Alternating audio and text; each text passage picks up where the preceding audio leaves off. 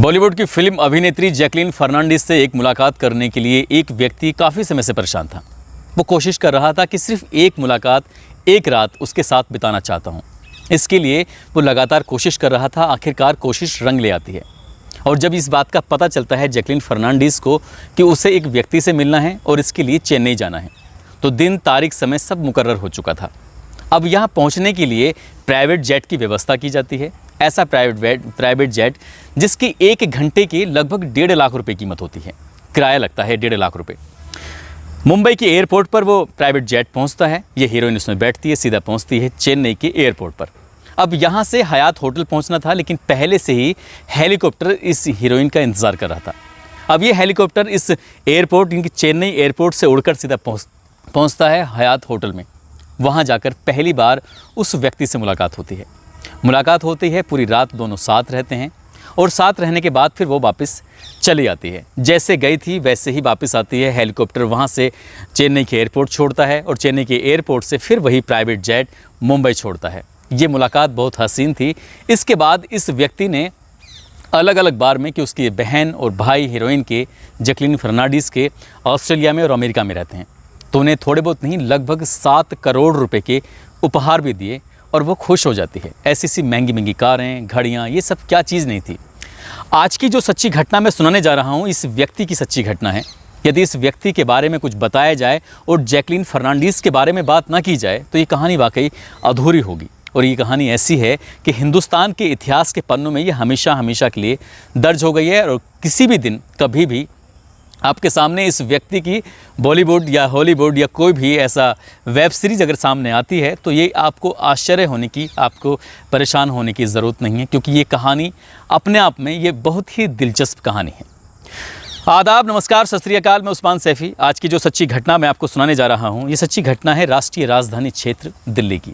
दरअसल एक अदिति सिंह नाम की एक महिला, उसके पास 15 जून 2020 को एक फ़ोन आता है।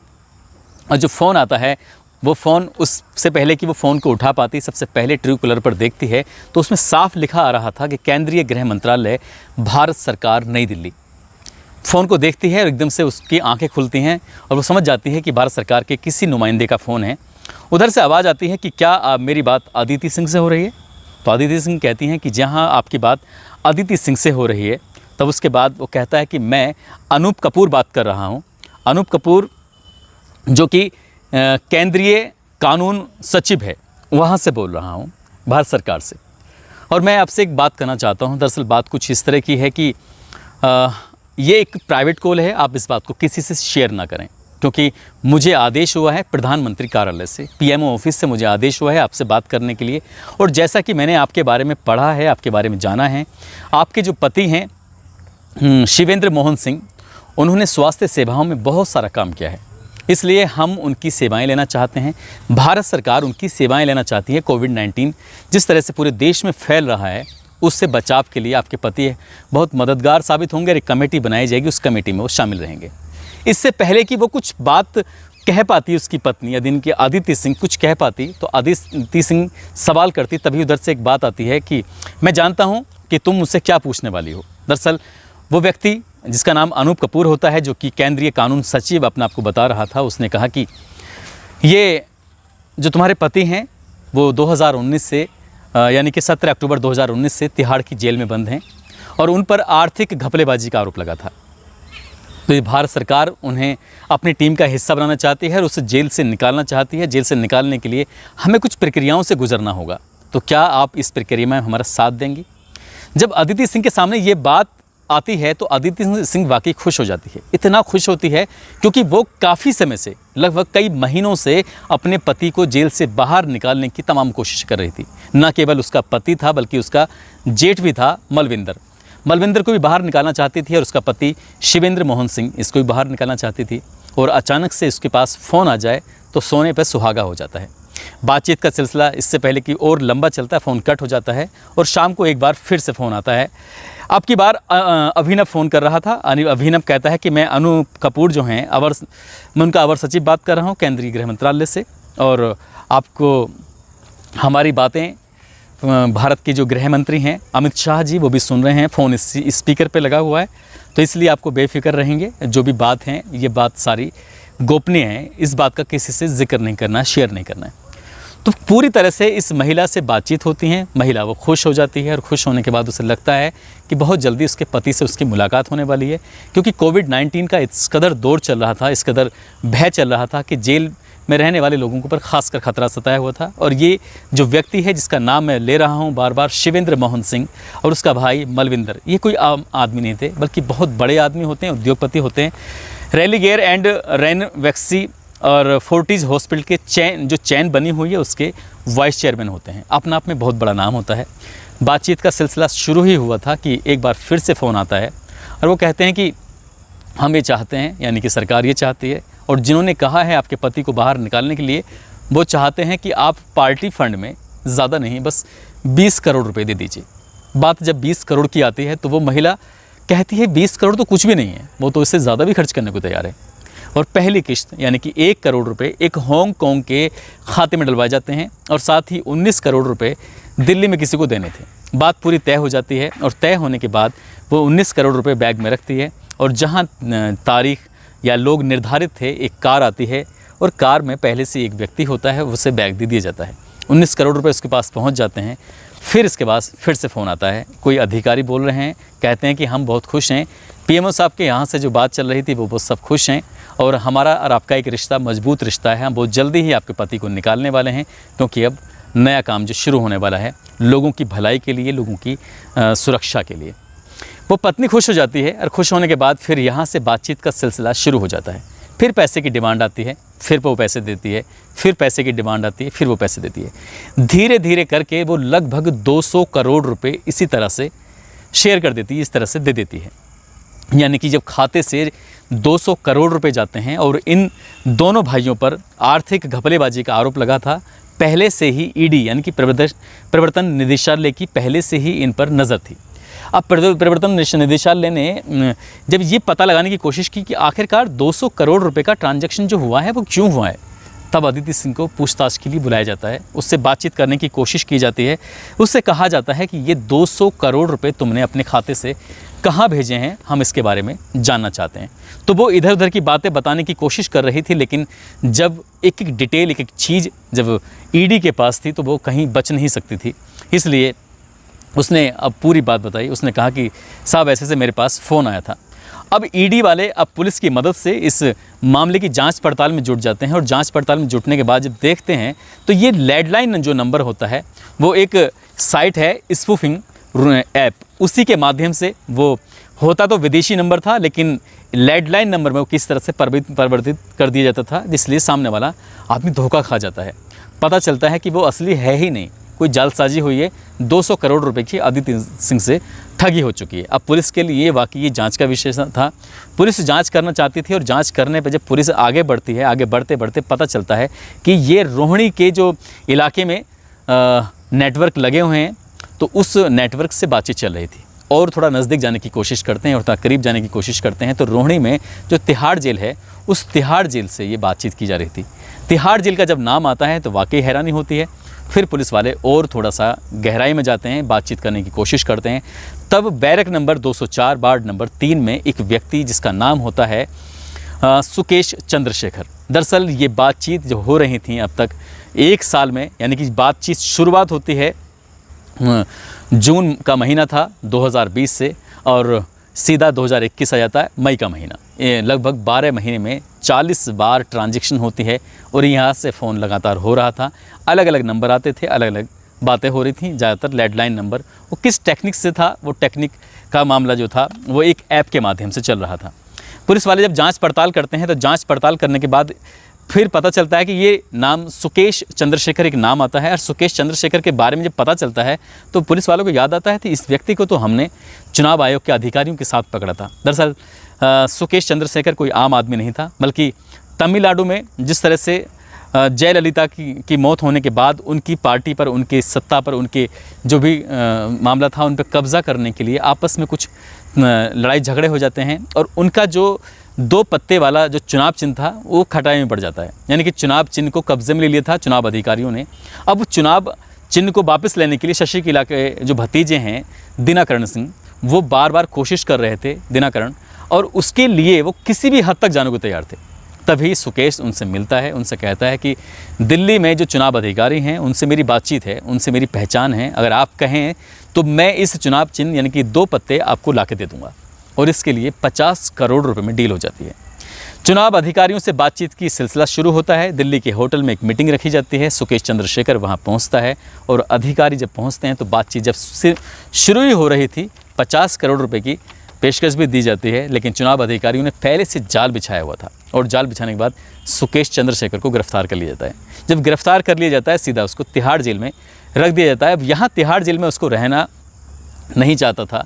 अब यहाँ उसने जेल के अधिकारियों से बातचीत की और जेल के अधिकारियों से बातचीत करने के बाद, क्योंकि ये बात जब पुलिस इसके पास तक पहुँचती है, वहाँ जब जेल के बैरक नंबर 204 के वार्ड नंबर 3 में जब छापेमारी करती है तो पता चलता है कि 40 कैदियों की क्षमता वाला ये जो बैरक होता है, इसमें एक अकेला व्यक्ति था, चंद्रशेखर, यानी कि सुकेश चंद्रशेखर अकेला ही रह रहा था। वहाँ उसके ठाट बाट, हालांकि कैमरे लगे हुए थे लेकिन कैमरों को पहले से ही बंद कर दिया गया था। वहाँ कैमरे ज़रूर थे, काम ज़रूर कर रहे थे, लेकिन उसको देख नहीं पा रहे थे क्योंकि पहले से ही कैमरे को बंद कर दिया, कहीं कपड़े के माध्यम से, कहीं किसी पे बोतल लगा दी थी, कहीं कुछ कर दिया था।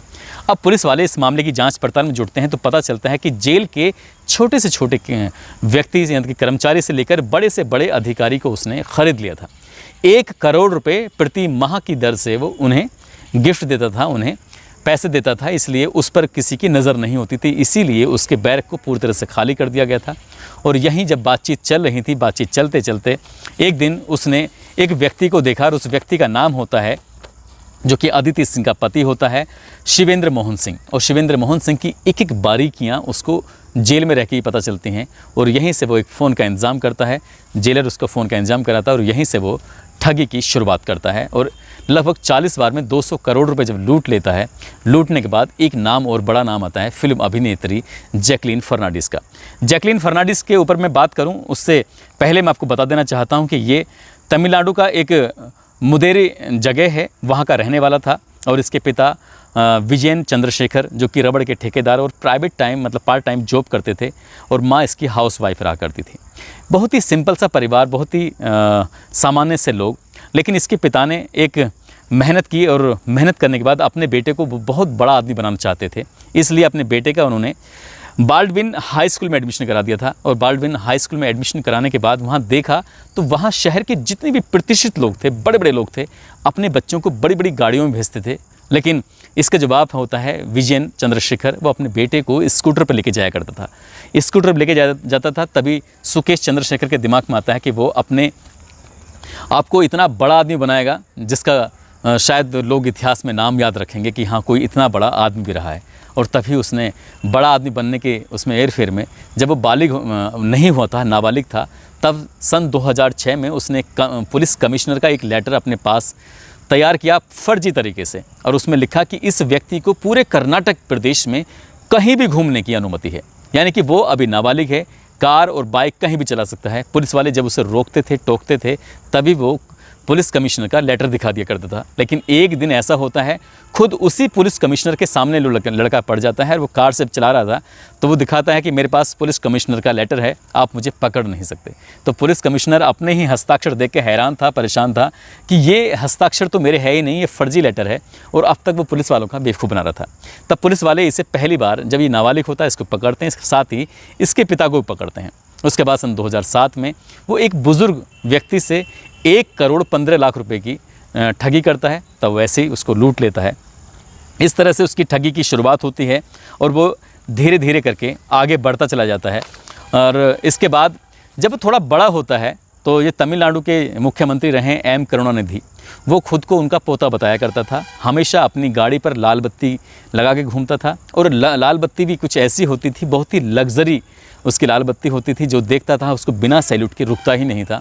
एक सामान्य सा लड़का, लेकिन सामान्य से लड़के की एक सबसे ख़ास बात थी, सबसे दिलचस्प बात थी, उसको हिंदी, अंग्रेज़ी, तमिल, मलयालम, कन्नड़ ऐसी भाषाएं, जैसे मैं आपसे हिंदी में बात कर रहा हूं, वैसे ही वो मलयालम, कन्नड़, तमिल और अंग्रेज़ी में वैसी बात करता था। उसकी बातचीत करने का जो अंदाज़ होता था वो कभी भी अपने आप को या तो बताता था कि मैं मुख्यमंत्री का पोता बात कर रहा हूँ, या कहता था कि मैं IAS ऑफिसर बात कर रहा हूँ, या कहता था कि मैं एक बड़ा उद्योगपति बात कर रहा हूँ।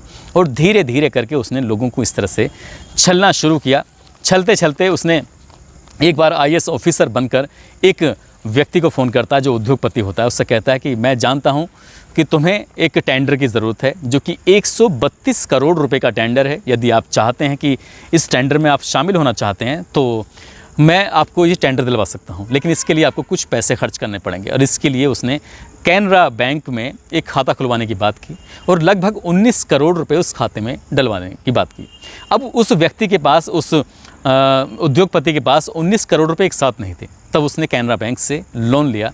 लोन लेने में बड़ी मशक्क़त होती हैं क्योंकि वो लोन हो नहीं सकता था। इसने मैनेजर को भी शामिल कर लिया और मैनेजर्स को भी उसमें इन्वॉल्व करते, उसको भी रिश्वत देने की बात की, यानी कि उसको भी गिफ्ट देने की बात की। आखिरकार वो मैनेजर भी तैयार हो जाता है और 19 करोड़ रुपए खाते में डाल दिए जाते हैं।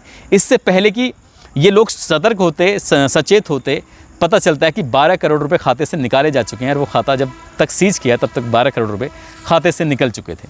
ऐसे ही उसका सिलसिला आगे बढ़ता रहता है और इसी बीच में उसने एक मलयालम की फ़िल्म अभिनेत्री होती है लीना मारिया पाल, दरअसल उसके पास खबर भिजवाता है कि मैं तुम्हें लेके एक फ़िल्म बनाना चाहता हूँ कि क्या तुम मेरे साथ फ़िल्म में काम करोगी। ये हीरोइन उसके पास पहुंचती है। यहाँ पहले से ही लाल बत्ती की गाड़ी होती है, उसकी सुरक्षा में लगे हुए बहुत सारे लोग होते हैं। पैसे की इसके पास कमी नहीं थी। अब तक 100 से ज़्यादा करोड़ रुपए की ये ठगी कर चुका था। बहुत ही पैसा था इसके पास, बहुत सारे लोग आओ भगत। जब पैसा इंसान के पास आता है तो ये सब चीज़ें आसानी से आती चली जाती हैं। ये हीरोइन से मिलती है। मिलने के बाद जब लाल बत्ती की गाड़ी में बैठती है तो उसको सैल्यूट मिलते चले जाते हैं। जहाँ जाती है वहीं उसका एक रुतबा बढ़ता चला जाता है। तो इस हीरोइन को उससे प्यार हो जाता है। जब तक वो समझ पाती तब तक उसको उससे प्यार हो जाता है और उसके दोनों के आपस में एक शारीरिक संबंध बन जाते हैं। इसके बाद इसी बीच में पकड़ा जाता है। पुलिस वाले इसको जेल में डाल देते हैं, लेकिन कुछ दिन के बाद उसको ज़मानत मिल जाती है। उधर इसने हीरोइन जब ये शारीरिक संबंध बनते हैं तो वो गर्भवती भी हो जाती है। उसने सोचा कि वो शायद जेल से कभी वापस नहीं आएगा, इसलिए वो अपना गर्भपात करा लेती है। लेकिन फिर से वो उससे मिलती है और मिलकर जब बातचीत करती है, बातचीत करने के बाद दोनों एक दूसरे के साथ शामिल हो जाते हैं और यहाँ से फिर ये इस तरह से ठगी करने लगते हैं और ठगी करते करते धीरे धीरे करके यह आगे बढ़ने लगते हैं। कुल मिलाकर अब ठगी में ये महिला भी शामिल हो जाती है। लेकिन इसी बीच में एम करुणानिधि या फिर ये कहें कि बड़े बड़े नेताओं के साथ इसका उठना बैठना, इसने लगभग 100 लोगों के साथ ठगी की और 10 साल में नहीं 15 साल में लगभग 500 करोड़ रुपए की ठगी को ये अंजाम दे चुका था। और इसलिए इसने कुछ हीरोइन होती हैं उन पर ये पैसा खर्च करता था। सबसे ज़्यादा पैसे इसने जो खर्च किए जैकलीन फर्नांडीज़ पे खर्च किए, चाहे वो सऊदी अरब की बिल्लियाँ हों या फिर विदेशी घोड़े हों जिसकी कीमत 50 लाख रुपए, या फिर बिल्लियों की कीमत 10 लाख रुपए, महंगी महंगी गाड़ियाँ। उसके पास ऐसी क्या चीज़ नहीं थी, उसने इतनी महंगी महंगी गाड़ियाँ जिसकी कीमत लगभग 100 करोड़ रुपए के आसपास होती हैं, जिसके पास बहुत सारी गाड़ियाँ होती हैं। इसके पास बहुत सारे ऐसे कारें होती हैं जो कि 54 करोड़ रुपए की लगभग उसके पास कार ही मिलती हैं। और ऐसे ही हीरोइनों को ये देता था गिफ्ट वगैरह। तो इसने नोरा फतेही, जानवी कपूर, सारा अली खान, भूमि पेडनेकर, इनको भी इसने गिफ्ट देने की कोशिश की। लगभग 7 करोड़ रुपए के गिफ्ट इसने इन हीरोइनों को पहुंचाए थे। लेकिन जब ईडी जांच करती है, पड़ताल करती है, तो पता चलता है कि इन हीरोइनों ने उसके गिफ्ट लेने से इनकार कर दिए थे। लेकिन जैकलीन फर्नांडीज़ के पास उसने बहुत सारे गिफ्ट भेजे और वो उसके झांसे में फंसते चली जाती है। लगभग 4-5 बार जैकलीन फर्नांडीज़ से उसे पूछताछ भी होती है, लेकिन अभी तक उस पर जो शिकंजा कसा हुआ है वो शायद बच नहीं पा रही है। लेकिन तिहाड़ जेल के अंदर रहते हुए जिस तरह से उसने ठगी को अंजाम दिया और जाने मैंने उद्योगपति की पत्नी अदिति सिंह से उसने 200 करोड़ रुपए की ठगी की, वो वाकई अपना आप में एक इतिहास बन जाता है। लोग इस बात को सुनकर सोचकर हैरान रह जाते हैं कि एक व्यक्ति आखिरकार इतना चालाक कैसे हो सकता है। उसने जेल के सारे अधिकारियों को ख़रीद लिया था और वो सारी सुविधाएं उस तक पहुंचाया करते थे। दोस्तों, इस घटनाक्रम को सुनाने का उद्देश्य किसी को परेशान करना नहीं है, किसी का दिल दुखाना नहीं है, बल्कि आपको जागरूक करना है, आपको सचेत करना है। आजकल फ़ोन पर बहुत सारी ठगी के मामले आते हैं, लेकिन आपको सचेत रहना है और सतर्क रहना है।